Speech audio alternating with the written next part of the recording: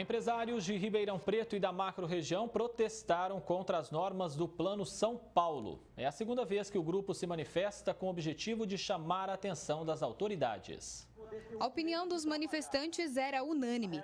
O Plano São Paulo, que previa a retomada consciente das atividades comerciais e econômicas, já virou uma bagunça.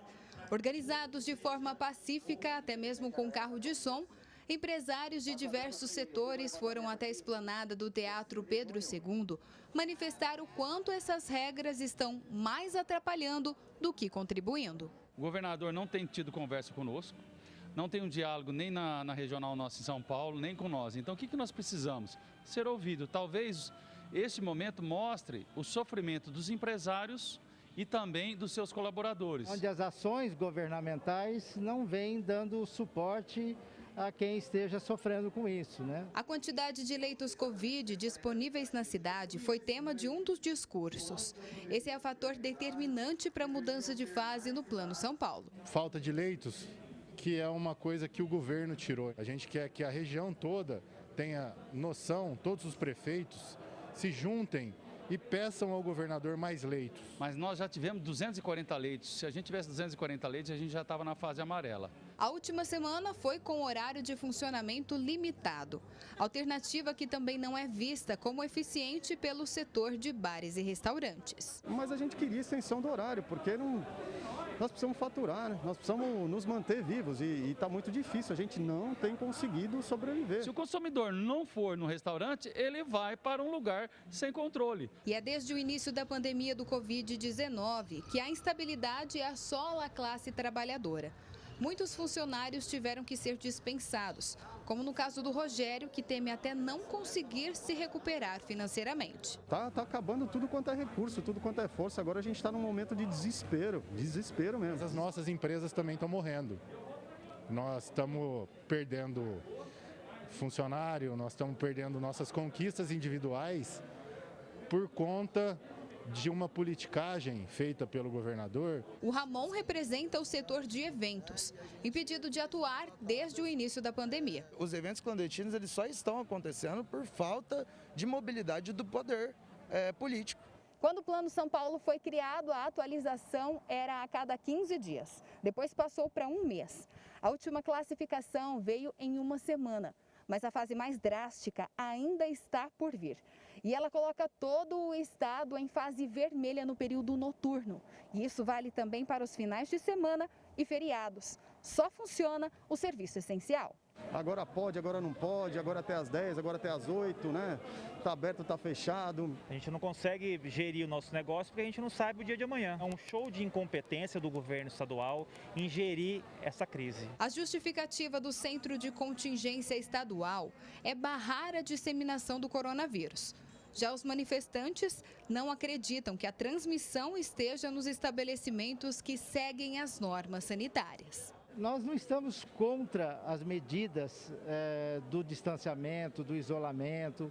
Nós queremos que isso seja feito, sim, de maneira responsável, pelo empresário principalmente. O advogado acredita que há uma saída menos restritiva e que mantém as medidas sanitárias. Ao invés de você restringir o horário de funcionamento, você aumenta o horário de funcionamento para 24 horas, se necessário. Proíbe a realização de horas extras. E aí você aumenta a possibilidade você vai ter aumento de emprego. Ele fala também que as autoridades têm responsabilidade direta com os efeitos de uma quarentena na sociedade. Existem duas frentes que os governantes federais, estaduais, municipais devem enfrentar. Tanto as questões médico-sanitárias quanto econômicas. Não há comprovação científica de que o lockdown funciona. Thaís Mantoani para o Jornal da Clube. E a Thaís Mantoani está de volta ao vivo e tem outras informações para a gente. Thaís?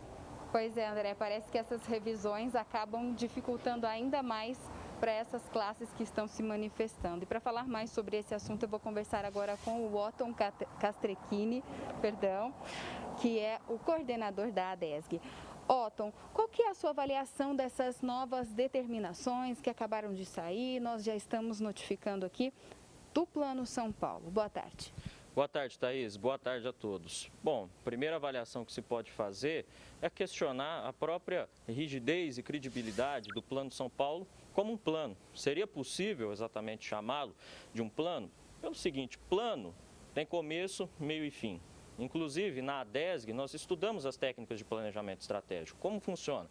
Em primeiro lugar, diante de um problema na administração pública, fazer uma análise de cenário. Depois, traçar o que se quer fazer.